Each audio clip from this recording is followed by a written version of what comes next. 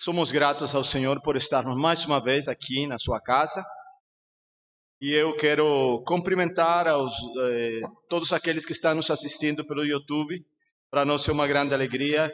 Nós agradecemos a Deus por você permitir-nos chegar até a sua casa e convidamos você para estar conosco no próximo domingo. Eu queria que você abrisse a Bíblia no livro de Lucas, no capítulo 9, onde nós vamos ler as passagens que nós vamos utilizar nessa noite aqui na minha meditação. Amém?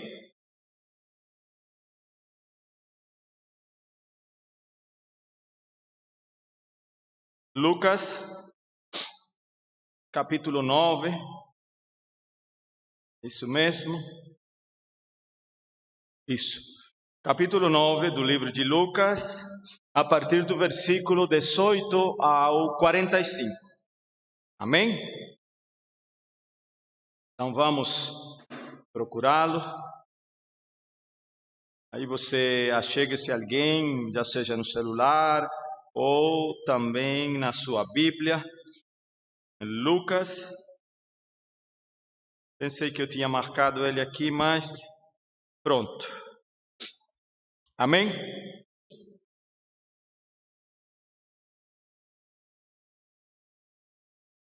Amém. A palavra do Senhor diz o seguinte. Então, os 72... Espera aí, Lucas, a página virou. Capítulo 9, agora sim, versículo 18 ao 45.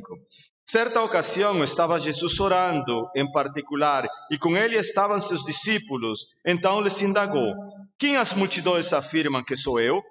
Ao que eles replicaram: alguns comentam que é João Batista, outros Elias, e ainda outros afirmam que é um dos profetas do passado que ressuscitou. Mas vós, inquiriu Jesus, quem dizeis que eu sou? Então Pedro tomou a palavra e declarou: eis o Cristo de Deus. Então Jesus os preveniu veementemente e ordenou que a ninguém revelassem esse fato. E acrescentou: pois é necessário que o Filho do Homem passe por muitos sofrimentos e venha a ser rejeitado pelos líderes religiosos, pelos chefes dos sacerdotes e pelos mestres da lei, seja assassinado e ao terceiro dia ressuscite. E Jesus proclamava às multidões: se alguém deseja seguir-me, negue-se a si mesmo, tome a sua cruz dia após dia e caminhe após mim. Pois quem quiser salvar a sua vida, a perderá. Mas quem perder a sua vida por minha causa, esse a salvará. Porquanto, de que adianta o ser humano ganhar o mundo inteiro, mas perder-se ou destruir-se a si mesmo? Se alguém se envergonhar de mim e das minhas palavras, o Filho do Homem igualmente se envergonhará dele, quando voltar em sua glória e sob as honrarias do Pai e dos santos anjos. Com certeza vos asseguro que alguns que aqui se encontraram, de modo algum, passarão pela morte antes de verem o reino de Deus. Passados quase 8 dias após o pronunciamento dessas palavras, Jesus tomou consigo Pedro, João e Tiago e subiu ao monte para orar. Enquanto orava, a aparência de seu rosto foi se transformando e suas roupas ficaram alvas, resplandeceram como o brilho de um relâmpago. Então surgiram 2 homens que começaram a conversar com Jesus. Eram Moisés e Elias. Apareceram em glorioso esplendor e falavam sobre a partida de Jesus, que estava para se cumprir em Jerusalém. Pedro e seus amigos estavam dormindo profundamente, mas despertaram de súbito e viram a fulgurante glória de Jesus e os 2 homens que permaneciam com ele. Quando estes iam se afastando de Jesus, Pedro sugeriu: mestre, como é bom que estejamos aqui. Vamos erguer 3 tabernáculos, um será teu, outro para Moisés e outro de Elias. mas Pedro não sabia ao certo o que estava propondo. Entretanto, enquanto ele ainda falava, uma nuvem surgiu e os encobriu, e grande foi o temor que sentiram os discípulos ao verem aqueles homens desaparecerem dentro da espessa nuvem. Então, dela propagou-se uma voz afirmando: este é meu filho, o escolhido, a ele dai toda a atenção. Passando o som daquela voz, Jesus ficou só. Os discípulos então guardaram o que viram e ouviram somente para si. Durante aquele tempo, não compartilharam com ninguém o que aconteceram. No dia seguinte, assim desceram do monte, uma grande multidão veio ao encontro de Jesus. De repente, um homem surgiu do meio da multidão, clamando em voz alta: Mestre, suplico-te que socorras meu filho, o meu filho único. Um espírito se apodera dele e no mesmo instante fez o menino berrar. Jogou no chão, provocou-lhe convulsões até espumar pela boca. Jamais o deixa por muito tempo e por meio de muitos ferimentos está destruindo. Roguei aos teus discípulos que expulsassem o espírito maligno, mas eles não conseguiram. Então declarou Jesus: ó geração sem fé e perversa, até quando estareis convosco e sofrerei com vossa incredulidade? Trazei-me aqui o teu filho. Enquanto o menino caminhava em sua direção, o demônio, o de Deus, e enquanto todas as pessoas estavam maravilhadas com seus feitos, todos prodigiosos, ele comunicou aos seus discípulos: dai toda a vossa atenção às palavras que vos passo a revelar. O Filho do Homem está prestes para ser entregue nas mãos dos homens. Todavia eles não conseguiram entender o significado de tais palavras, pois lhe foi vedado esse entendimento a fim de que não as compreendessem, e tinha receio de pedir mais explicações a este respeito. Curve a sua cabeça, nós vamos orar mais uma vez. Deus Todo-Poderoso, ó Senhor, que o meditar nosso nessa hora seja agradável, Pai, a Tua presença.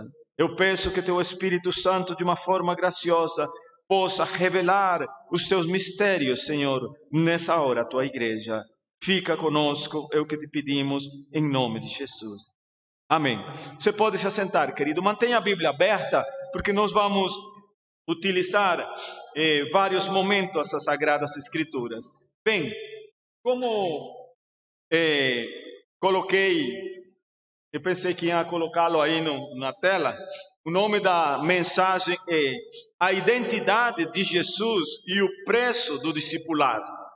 A identidade de Jesus e o preço do discipulado. Domingo retrasado, não que passou, o outro que eu preguei, eu falei também sobre a identidade dos filhos de Deus. E é importante que a gente esteja lembrando a igreja a importância da identidade do nosso Pai Celestial, pois Ele veio e se revelou através das Sagradas Escrituras. Então, essas passagens, esse texto que nós lemos agora, é diríamos aí, uma espécie de linha divisória do Evangelho de Lucas. Ou seja, é uma dobradiça que divide o livro. Há como tirar o eco? Dá para entender? Ok. Então, o livro de Lucas, a partir do capítulo 9, há uma divisão do livro, a partir desse momento. Como eu disse, é uma dobradiça, porque até o capítulo 9, Lucas, que é um dos apóstolos, ele veio explicando através das Sagradas Escrituras, inspiradas por Deus, quem é Jesus. Ele veio explicar, veio provar que Jesus era o Messias, que Jesus era o enviado de Deus, que Jesus era o desejado das nações. Mas a partir de agora, Jesus, vem mostrar aos seus discípulos o propósito da sua vida. Se ele é o Messias, se ele é aquele que durante gerações os profetas anunciaram, ele veio com um propósito. E hoje, sim, a gente ter combinado, Kate leu o capítulo 9 de Jeremias, aliás, de Isaías, que fala quem ele é, né? Que fala que ele é o conselheiro, que ele é o Deus forte, que ele é o príncipe da paz. Então, a partir desse momento, Jesus vai falar agora ao respeito de qual é a sua missão. E essa missão não tem outro objetivo a não ser a cruz. Jesus vem com o propósito de caminhar para Jerusalém, onde, segundo as Escrituras, ele será crucificado. Jesus, de fato, através das Escrituras, nós podemos observar que ele caminha como um rei para a sua coroação. Parece uma contradição, porque ser coroado de um madeiro não seria o fim de um rei. Só que os pensamentos de Deus são totalmente diferentes aos pensamentos dos homens. Portanto, a gente pode ver que nas Sagradas Escrituras e no texto que nós lemos, Jesus caminha como um rei rumo à sua coroação. Muito embora a falta de discernimento do povo sobre a pessoa de Jesus era uma realidade naquela época, como ainda é hoje. Por incrível que pareça, o povo de Deus, os cristãos do século 21, ainda não sabem quem ele é. E por isso, eu não sei se você percebeu, que o texto que nós lemos começa justamente com uma pergunta. Jesus começa, certa ocasião estava Jesus orando em particular, e com ele estavam os seus discípulos.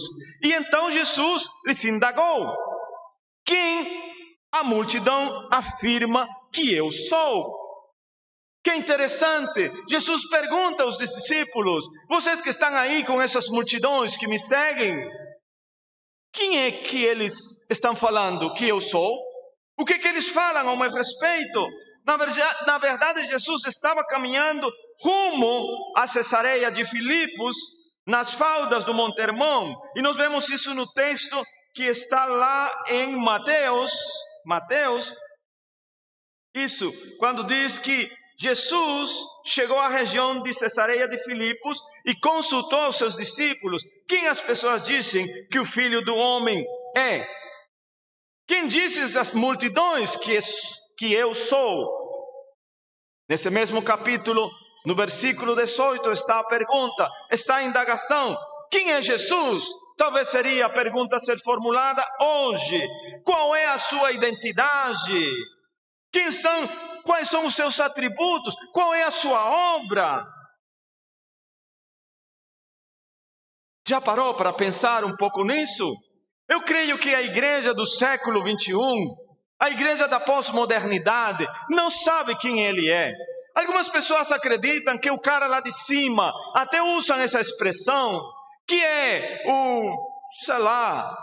uma espécie de botãozinho mágico, que eu aperto hoje nessa época da tecnologia, feito uma pipoca, que em 5 minutos está pronta, que é o fazedor de milagres, e não deixa de ser, porque Deus, para ele não há nada impossível, mas ele é mais do que isso. Quais são os seus atributos? E havia uma grande dúvida no meio do povo, havia uma grande dúvida no meio daquela multidão.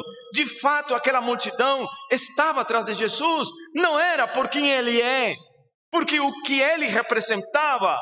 A multidão estava atrás de Jesus pelo que Jesus dava, comida, coisas, e hoje não é diferente. Eles pensavam que Jesus talvez era João Batista, ou talvez Elias, ou talvez um dos antigos profetas que tinha ressuscitado. De fato, nesse capítulo 9, No versículo 19, você vê a resposta deles. Mas nenhum deles conseguiu dizer quem ele era. Eles não conseguiam discernir que ele era o próprio Filho de Deus entre os homens. E isso faz uma grande diferença. As multidões tinham opiniões equivocadas acerca de Jesus. Eles criam talvez que Jesus era, sim, um mensageiro de Deus. Mas na verdade ele não é um mensageiro de Deus. Na verdade ele é Deus. Ele é a imagem do Deus invisível. Ele é o Deus todo-poderoso que se fez homem. Isso é o que a Bíblia diz. É o conselheiro, é o príncipe da paz. É a luz do mundo, é o desejado das nações, é aquele que veio para transformar o mundo inteiro. Havia muitas opiniões entre o povo com respeito à pessoa de Jesus, e essa realidade perdura até os dias de hoje. Essa realidade, infelizmente, numa época do conhecimento, numa época onde a palavra de Deus foi revelada, onde nós temos a teologia sistematizada, onde nós temos seminários, onde nós temos gente que estuda, que dedicou a sua vida, onde nós temos as sagradas escrituras traduzidas de diferentes formas e maneiras, ainda assim, quem é Jesus? Porque se você não souber com clareza quem é Jesus, você estará perdido nas questões mais importantes da vida. E talvez quando a gente olha para as multidões, talvez é necessário lembrar o que está escrito no livro de Hebreus. O autor do livro de Hebreus, no capítulo 1, versículo 3 e 4, declara: Ele é o resplendor da glória e a expressão exata do seu ser, sustentando tudo que há pela palavra do seu poder. Depois de haver realizado a purificação dos pecados, ele se assentou à direita da majestade nas alturas, tornando-se tão superior aos anjos quanto o nome que herdou é ainda mais excelente que eles. Essa é a declaração dada pelo autor do livro de Hebreus. Meus irmãos, o cristianismo é muito mais do que um conjunto de doutrinas. O cristianismo é uma pessoa. O cristianismo é uma pessoa, é Cristo Jesus. O cristianismo tem a ver com a pessoa de Jesus Cristo. E eu diria com a bendita e amada pessoa do nosso Salvador. Ele irrompeu no mundo para trazer esperança ao mundo perdido. Ele é o centro, Ele é o eixo, Ele é a base, Ele é a fonte de toda a vida cristã. Percebe quem Ele é? Fora dele não há redenção, fora dele não há esperança, fora dele não há esperança. Percebe? Ele é a fonte de qual procedem todas as bênçãos. Ele é o poder criador, Ele é o poder anterior, Ele é o poder primal, que está por trás de tudo aquilo que existe. Percebe quem Ele é? Esse é o nosso Senhor. Interessante que aqui Pedro faz uma declaração, porque logo após que Jesus pergunta aos discípulos ao respeito de se eles sabem o que a multidão diz ao respeito deles, Jesus depois traz a pergunta, direciona a pergunta para Pedro e diz: e vocês? O que vocês dizem que eu sou? E diante daquela pergunta, agora formulada para os discípulos, Jesus diz: mas vós, quem disseis que eu sou? A pergunta agora é para nós. A pergunta agora é para os que seguimos a Jesus. Quem disseis vós que eu sou? E aí no capítulo 9 que nós lemos agora, Pedro se levanta e diz: tu és o Cristo, o Filho do Deus Altíssimo. Pedro simplesmente está declarando que Jesus é o Messias. Pedro simplesmente está declarando que Jesus é o libertador, é a esperança, porque ele faz essa declaração. É interessante que o próprio Jesus diz: Pedro, essa palavra não vem de você, essa palavra te foi revelada pelo meu Pai. Ele simplesmente diz: tu és aquela figura que durante anos o povo de Israel esperou. Tu és o desejado das nações, aquele que os profetas durante séculos profetizaram. Porém, eles não conheciam o real significado da palavra Messias. Quando Pedro declara essas palavras, que não vinham dele, que foi inspirado pelo Pai, e assim Jesus o declara, ele não compreendeu a magnitude do significado da palavra Messias. Ele não soube, ele não teve o discernimento, tanto que Jesus não atribuiu essa declaração vinda de Pedro, e sim sendo uma revelação do Pai através de Pedro. Você encontra isso no livro de Mateus, no capítulo 16, versículo 17. O que Jesus afirmou aqui.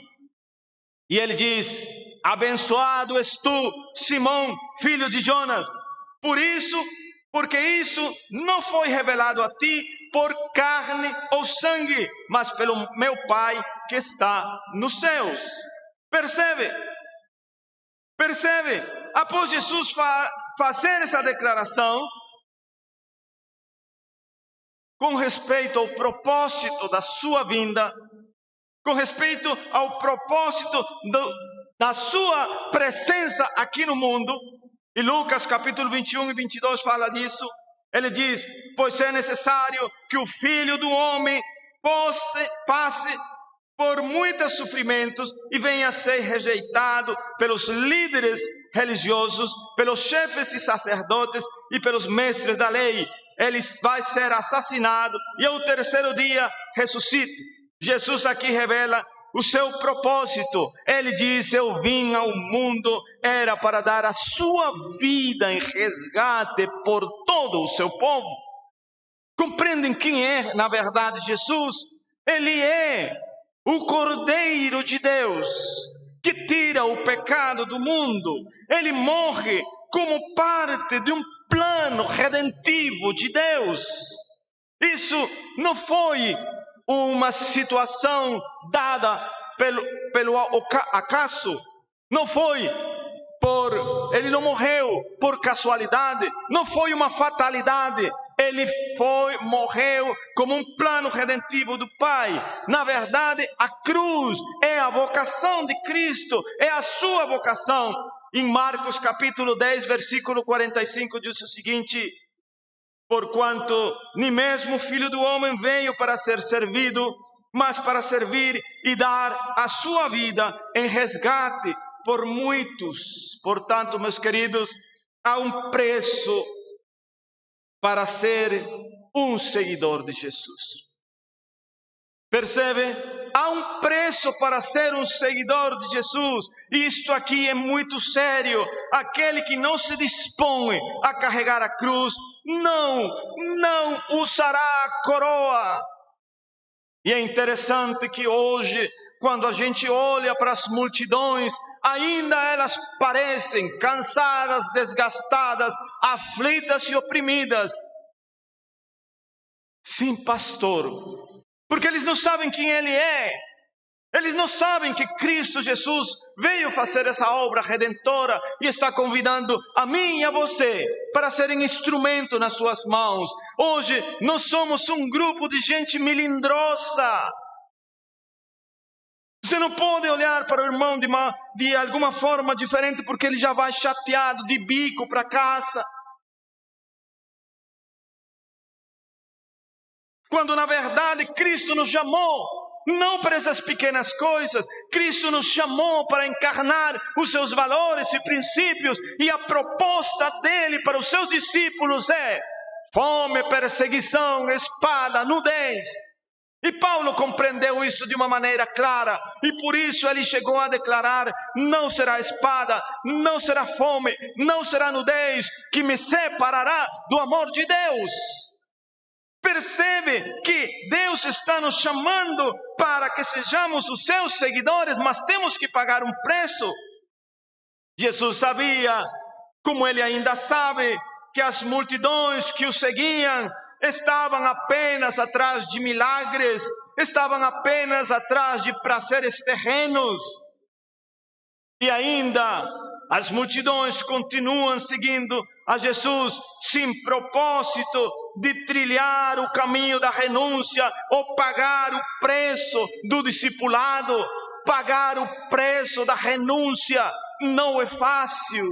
E quando nós lemos as Sagradas Escrituras, hoje eu comentava com Nauri, uma coisa que ainda nós não compreendemos, nem eu mesmo ainda compreendi a profundidade de Deus quando Ele fala da graça, sublime graça. E eu dizia: Nauri, quando o nosso filho se comporta mal, quando ele faz alguma coisa errada, tu deixas de amá-lo? Não. É verdade que a gente até chama atenção, a gente até pode bater nele, mas a gente não deixa de amar. Tanto é que quando o filho pródigo, que está lá no capítulo de Lucas, capítulo 15, vai embora, o pai sabia o que iria acontecer com ele, mas o pai simplesmente lhe deu liberdade, porque eu não posso tirar aquilo que Deus deu a todo ser humano. Sabe o que é? Liberdade. Eu não posso tirar essa liberdade de ninguém, apesar de que ele use essa liberdade como libertinagem. É claro que colherá, e todos colheremos as consequências da desobediência. Mas quando eu vejo esse pai que dá a herança para aquele filho que vai embora e também para aquele filho que fica em casa, porque de fato o que nós temos nessa parábola é que os dois filhos estavam perdidos. Um estava fora, teve peito, disse: eu não quero continuar seguindo as regras desta casa, mas o outro ficou, mas estava tão perdido quanto o primeiro. Só que eu vi aí uma diferença. O filho pródigo foi embora, mas ele era um menino quebrantado. Ele tinha temor a Deus, porque quando ele estava lá, colhendo os frutos da sua desobediência, do uso inadequado da sua liberdade, ele desejou comer as bolotas que os porcos comiam. E ele diz: na casa do meu pai, os trabalhadores do meu pai estão em melhores condições. E a Bíblia diz que, caindo em si, ele diz: levantar-me-ei e voltarei, porque eu pequei contra Deus e pequei contra o meu pai. Eu imagino aquele pai sempre olhando para o horizonte, com a esperança de que um dia o filho voltasse. E quando ele avistou o filho, a Bíblia diz que ele saiu correndo. Era um negócio que nunca deveria ter acontecido, porque correr para um homem de idade como aquilo, um judeu, não era permitido, era desonra. Mas o pai não aguentou, o pai estava esperando o seu filho. Por isso que eu digo que essa parábola não deveria se chamar a parábola do filho pródigo, e sim a parábola do pai amoroso, a parábola do pai esperançoso, porque esse pai representa o Deus Todo-Poderoso. Ele nunca deixou de amar o seu filho. Então a graça é um negócio que nós precisamos ainda aprofundar e pedir ao Espírito Santo de Deus que nos revele a verdadeira essência da graça. Eu não tenho direito de maneira nenhuma a apontar ninguém. É apenas a minha obrigação falar do amor de Deus. É apenas a minha obrigação mostrar o caminho. A palavra de Deus, ela traz consigo o poder de transformação. E o Espírito Santo de Deus tem essa função. Percebem, queridos? mas sem disposição de trilhar o caminho da renúncia ou de pagar o preço discipulado, não há possibilidades de ser um discípulo. Jesus, Ele mesmo abraçou o caminho da cruz, mas Ele exige o mesmo dos seus seguidores. Veja o que diz no capítulo 9, versículo 23, que nós lemos ali. Jesus também exige isso dos seus seguidores. Foram várias as tentativas para afastar Jesus da cruz. Veja, Satanás o tentou no deserto. Lembra quando ele diz: Jesus, não é necessário ir tu para a cruz. Se postrado me adorares, eu te darei todos os reinos deste mundo. A gente percebe a proposta hedionda que o diabo faz para Jesus, tentando que ele não fosse para a cruz. As multidões quis fazê-lo rei. Lembra disso? Mais uma tentativa de que Jesus não fosse para a cruz. Pedro tentou reprová-lo. Mais uma tentativa para que Jesus não fosse para a cruz. Mas Jesus continua exigindo dos seus discípulos o espírito de renúncia e o espírito de sacrifício. Por isso, quando às vezes eu passo pela frente de uma igreja e eu vejo lá anunciando: deixe de sofrer, pare de sofrer. Isso é mentira. Isso não é o evangelho proposto. Jesus dirige-se não apenas aos discípulos, mas também Ele dirigiu-se às multidões.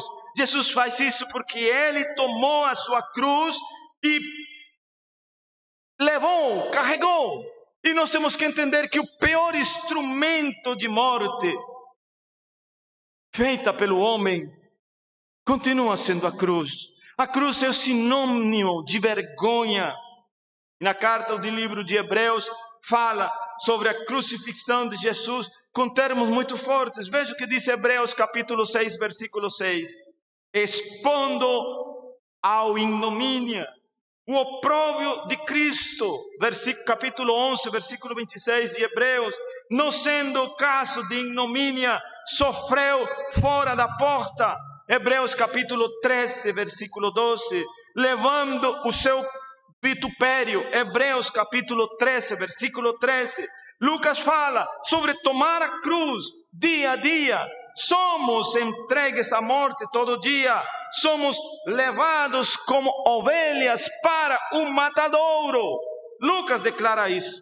Então, meus queridos irmãos, seguir a Cristo, esse desafio exige de todos nós, dia após dia, as nossas escolhas, as nossas decisões, os nossos propósitos, os nossos sonhos, as nossas realizações. Nós temos que estar corpo e alma comprometidos com isso.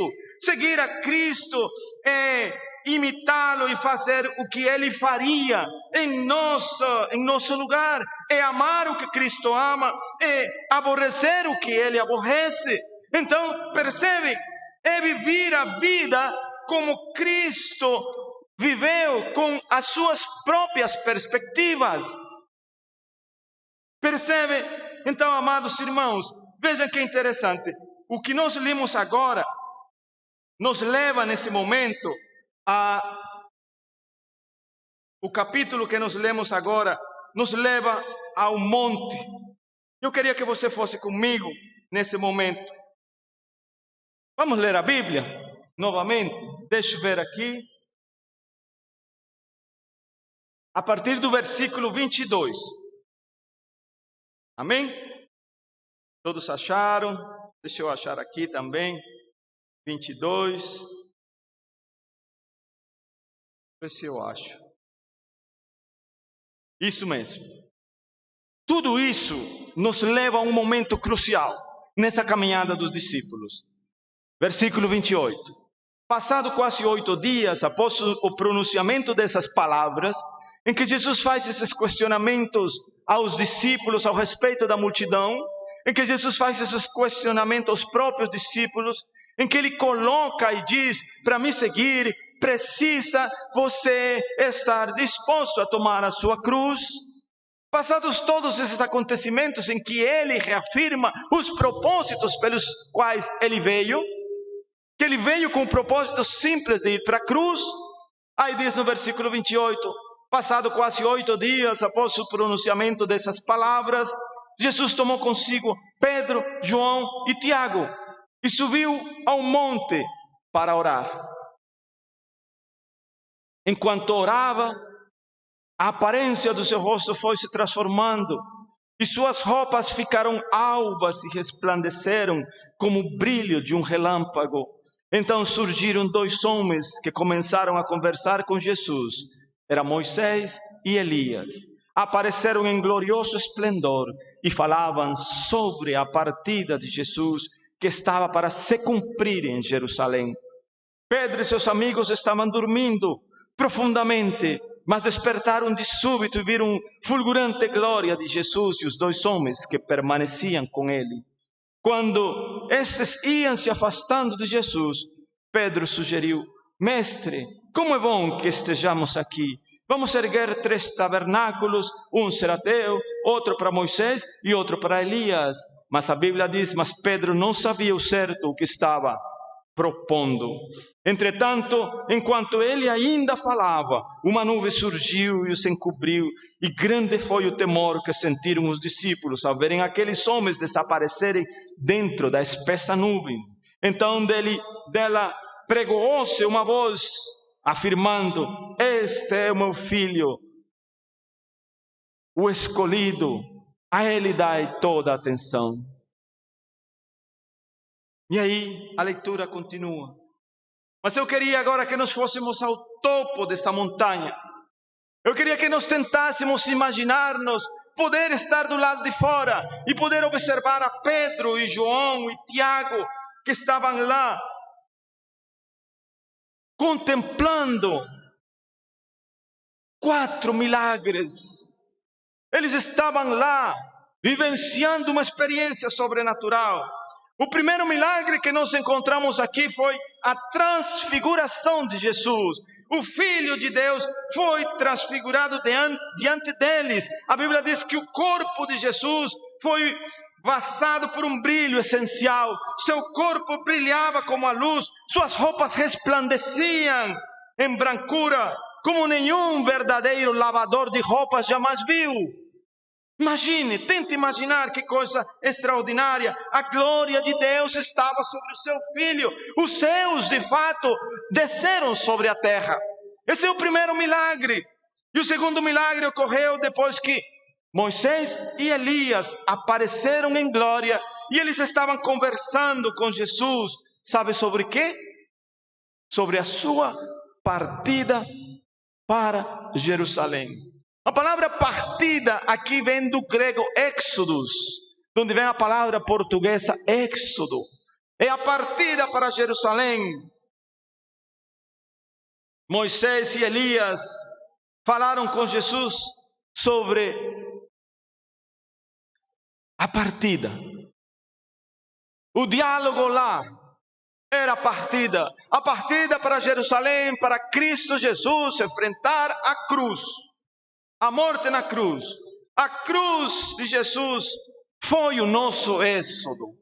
A cruz de Jesus foi a nossa libertação. Foi através da sua morte que Jesus abriu as portas do nosso cativério e quebrou nossas algemas. Fomos libertos do pecado, fomos libertos da morte e fomos libertos do diabo. Percebe? Quando você ouve essas palavras é para dar pulos de alegria, é pipocar como a pipoca lá na panela fervendo. Alegria de libertação, alegria porque as algemas foram quebradas, porque as correntes foram quebradas e eu e você agora somos livres. Isso foi o que aconteceu. Percebe a verdade clara? O terceiro milagre é que eles foram envolvidos por uma nuvem luminosa, por uma nuvem que os cobriu. Aquela não era uma nuvem comum, era uma manifestação poderosa da própria presença de Deus entre eles. Os céus desceram à terra, Deus veio até de uma forma eloquente e majestosa, e daquela nuvem saiu uma voz: Este é o meu filho, o escolhido, o anunciado pelos profetas. Sabe de uma coisa? Hoje eu estava lembrando disso, porque as Sagradas Escrituras é uma carta de amor. A partir do capítulo 3 do livro de Apocalipse, aliás, do livro de Gênesis, até o capítulo 21 do livro de Apocalipse, simplesmente é a narrativa de um Deus que sai em procura do homem perdido. É uma carta de amor, é uma carta de graça, onde Deus sai em procura da coroa da criação que simplesmente se perdeu. A partir do capítulo 3 do livro de Gênesis até o capítulo 21 de Apocalipse, nós não vemos simplesmente isso, vemos simplesmente Deus em procura do homem. Por isso que a Bíblia, além de ser um compêndio teológico, ele é um compêndio missiológico. É a missão que não é nossa, é dele, mas que ele compartilha conosco. É a missio Dei, a missão de Deus. E ele compartilha conosco. Ele quer que nós possamos investir os melhores anos da nossa vida anunciando a sua gloriosa pessoa, porque é isso que fará a diferença no mundo. Não é o fato de você servir, não é o fato de você apenas participar em eventos, é mais do que isso. É levar a palavra a tempo e fora de tempo, é poder vivenciar os princípios de Deus. O quarto milagre é que dentro da nuvem ouviu-se uma voz divina: este é o meu filho, o meu eleito, a ele ouvi. O próprio Deus Todo-Poderoso, presente naquela nuvem luminosa, falou com eles. Eles ouviram a voz do Deus Onipotente. Percebe que momento glorioso? Essa voz exaltou Jesus. Essa voz diz: este é o meu filho, a ele ouvir. E eu imagino que naquele momento Jesus pode ter dito: bom, aqui está Elias e aqui está Moisés. Moisés representa a lei, Elias representa os profetas, mas eles cumpriram a obra, a cabalidade. Isso agora fica ali. Agora aqui está o desejado das nações, a ele ouvir. Agora ele é o representante da nova aliança, a aliança que será selada pelo sangue precioso do Cordeiro de Deus, que tira o pecado do mundo. Percebe que não foi uma aliança apenas entre homens, foi uma aliança divina, onde se pagou um alto preço. E essa voz então exaltou a Jesus ao ponto não apenas de um grande homem como Moisés ou como Elias, mas como o único, incomparável, singular. Naquele monte, Pedro e seus companheiros viram coisas espetaculares. Aqueles homens viram uma coisa sobrenatural. Eles pisaram um terreno do sagrado, e mesmo diante daqueles milagres tão sublimes, entretanto, estavam desprovistos de entendimento. Falaram coisas, Pedro falou coisas que não deveria falar. Ele não tinha entendimento. Ele diz: que bom que estejamos aqui. Vamos fazer 3 casas, 3 tabernáculos, uma para Elias, outra para Moisés e a outra para nós. É muito bom estar no monte, mas a nossa função não é permanecermos no monte. No monte nós vamos para ter as experiências com Deus. No monte nós vamos para orar. No monte nós vamos para carregar as nossas baterias através da presença do Espírito Santo de Deus. No monte nós vamos para ter essa comunhão gloriosa com o Pai. Mas o vale está nos aguardando, onde nós temos que ir para levar as boas novas de salvação. E Pedro simplesmente falou uma grande bobagem. Pedro cometeu um grande equívoco. Comparou e equiparou Jesus a Moisés e Elias, o representante da lei e dos profetas. Esse é Jesus. E ele habita no alto e sublime lugar. para que nós tenhamos plena certeza que Ele habita num lugar onde há integridade, que Ele está longe daquilo que nós conhecemos como convívio humano. Mas na parte B desse versículo, que eu sempre cito em quase todas as minhas pregações, e que também ele diz que Ele habita com o contrito e com o humilhado de coração. Nós temos acessibilidade, porque Deus é um Deus imanente. A sua imanência fala da acessibilidade que nós temos a Ele. Nós podemos chegar ao trono da graça com alegria. E a maioria dos salmos fala sobre isso. Davi, em muitas ocasiões, ele expressa o que há no coração. Ele repreendia a sua própria alma. Ele fala e diz: Senhor, onde Tu estás? Se eu ir nas profundezas da terra para me ocultar, Tu também estás ali. Para onde eu fugirei da Tua presença? Se eu voar nas asas da alvorada, Tu também ali estás. E Deus, em vez de se sentir constrangido com essa atitude de Davi, ele se sentia comprometido para responder à sinceridade de um coração que ama. E é isso que nós precisamos fazer.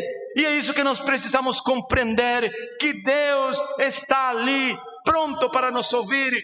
Pedro não discerniu, igual, de uma forma clara, a centralidade da missão de Jesus. Ele não discerniu qual é a missão de Jesus. Ainda hoje, a pauta da conversa entre Moisés e Elias e Jesus versava sobre sua morte na cruz. Aquela reunião estava focada na missão central de Jesus: morrer pelos nossos pecados e adquirir para nós a eterna redenção. Percebe? Quando Jesus desceu do monte e curou aquele menino endemoniado, lembra? As multidões se admiraram do poder de Jesus, ficaram maravilhadas enquanto ele estava fazendo aquele milagre. E a atenção da multidão, bem como dos discípulos, voltou-se para o poder, para o fato de Jesus ter feito o milagre. Era isso o que lhes encantava, é isso que atrai as pessoas, é isso pelo qual as pessoas hoje enchem as igrejas, andam em procura de coisas, andam em procura de milagres. É isso o que os atraía. Mais uma vez, Pedro e seus companheiros e a multidão, no afã de afastar Cristo Jesus do monte, de afastar Cristo Jesus da sua missão, da cruz. Mas veja o que diz Lucas capítulo 9, versículo 44. Ele diz: prestai muita atenção nessas palavras. O Filho do Homem está para ser entregue nas mãos dos homens. Jesus não se deixou distrair. Jesus não se deixou colocar com os holofotes e ser o centro apenas dos milagres. Ele diz: o Filho do Homem, prestem bem atenção, eu não vou me desviar do caminho para o qual vim. Prestem bem atenção nessas palavras. O Filho do Homem está para ser entregue nas mãos dos homens. Jesus estava dizendo para seus discípulos: não pensem que eu vou mudar a minha agenda. Eu vim e eu estou indo para a morte e morte de cruz. Há coisas tão insignificantes que nos desviam do nosso caminho. Há coisas tão insignificantes que nos desviam. Eu vim para morrer pelas minhas ovelhas, foi o que Jesus diz. A centralidade da minha missão é a cruz. É lá no Calvário que eu vou abrir as portas da prisão. É lá na cruz do Calvário que eu vou quebrar as algemas do pecado. É na cruz do Calvário que eu vou quebrar a espinha dorsal do pecado, para libertar você, para transportar você do império das trevas para o reino do Filho do seu amor. E você deixar de ser um Sinhergé, um bastardo e tornar-se um filho, herdeiro e co-herdeiro, juntamente com Cristo Jesus, das suas promessas. Você tem direito à herança, meu querido que está me ouvindo. Você é filho de Deus. É lá na cruz que as cadeias se romperam e o êxodo de vocês acontecerá. Mas os discípulos não entenderam isso. Pedro e seus companheiros estavam perto de Jesus, estavam vendo os milagres, mas estavam desprovistos de entendimento. E muitos de nós também estamos muitas vezes desprovistos de entendimento. Ele não conseguiu discernir a missão central. Sabe o que ele diz? Mestre, é bom estarmos aqui. Façamos 3 tendas. Uma será para ti, e uma para Moisés, e a outra para Elias. Mas sem saber o que ele estava dizendo. Lucas capítulo 9, versículo 33. Pedro não queria descer mais daquele monte. Ele queria permanecer naquele ambiente de milagres. Lá embaixo, no sopé do monte, havia muita gente aflita, doente, necessitada. A espiritualidade do monte é muito boa, mas lá embaixo estão as multidões cansadas e oprimidas, desgastadas e precisam, porque Jesus olhou para elas e ele diz que ele teve compaixão, porque andavam como ovelhas sem pastor. E ele diz: é bom, porque os campos estão brancos, mas faltam obreiros. Onde estão os obreiros? Onde estão os obreiros? Onde está a nossa responsabilidade social? Eu disse dias atrás que as origens da igreja do Nazareno parece que se perderam no caminhar da nossa igreja, porque a igreja do Nazareno, ela nasceu entre os pobres e os negros nos Estados Unidos, os alienados, e hoje nós deixamos de lado a responsabilidade social, apesar de termos o Ministério Compaixão. O monte, queridos, é o lugar de carregar as baterias, mas o ministério não está no monte, é no vale que se desenrola o nosso ministério. O vale é onde as pessoas estão aflitas, é no vale onde as pessoas estão enfermas, é no vale onde as pessoas estão chorando, sangrando, atormentadas pelo diabo. É lá que devemos estar como agentes do reino, como ministros da reconciliação, como portadores das boas novas de salvação. Não podemos nos encastelar no templo dia após dia, sem sairmos nas ruas para socorrer os aflitos, os necessitados. Não podemos apenas ter a espiritualidade do culto público, no retiro espiritual, das conferências teológicas. Precisamos descer aos vales, aos becos, precisamos subir os morros, entrar nas favelas, nos condomínios fechados, nos corredores dos hospitais. Precisamos ir fora, onde as pessoas estão carentes, aflitas, desesperadas. Não onde é apenas no monte onde há espiritualidade. Percebem da responsabilidade? E os discípulos precisavam compreender essa realidade. Por isso é que é necessário entender o preço que se deve pagar por um discipulado. Nós estamos aqui como uma igreja para ser uma igreja relevante. Subimos ao monte para ser revestidos de poder, para desempenharmos nosso ministério no vale e libertarmos os cativos e oprimidos. Percebe a responsabilidade que temos? Pedro não conseguiu sequer entender a centralidade da adoração.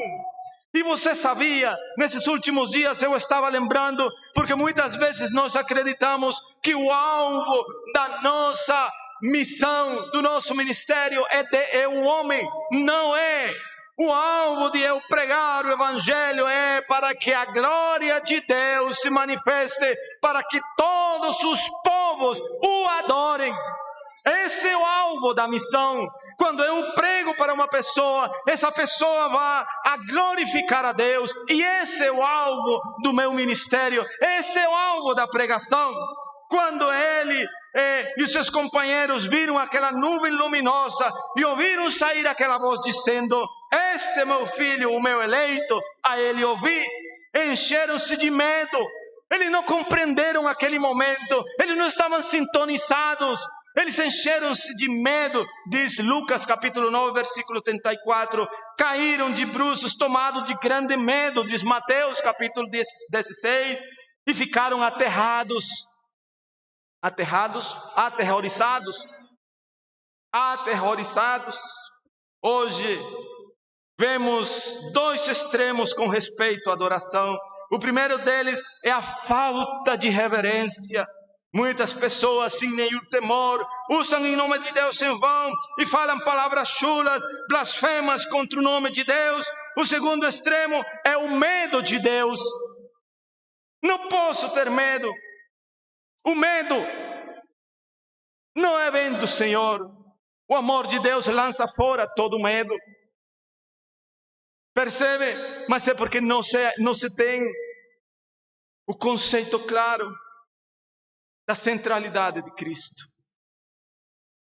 Pedro estava vendo milagres, mas não conseguiu ver a centralidade da pessoa de Jesus, a centralidade da missão de Jesus, a centralidade inclusive da sua própria missão, nem mesmo a centralidade do culto.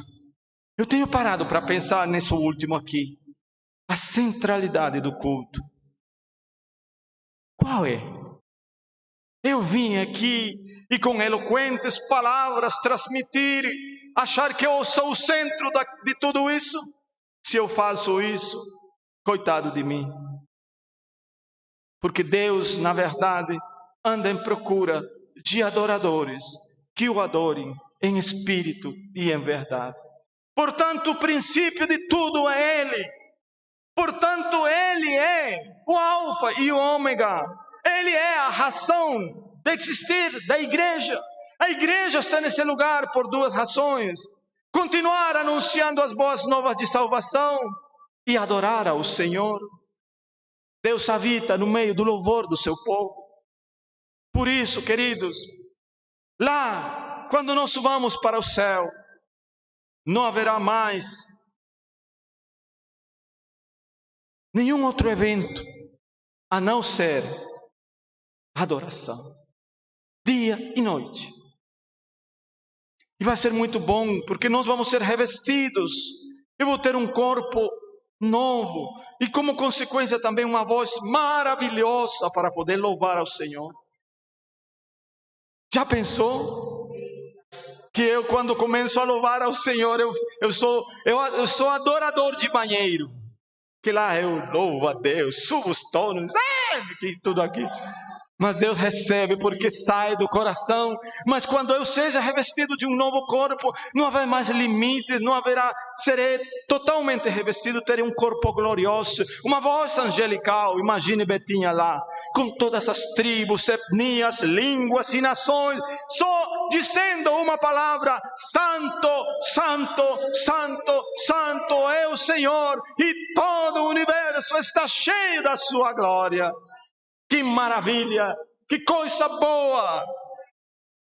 Estaremos lá naquele glorioso dia.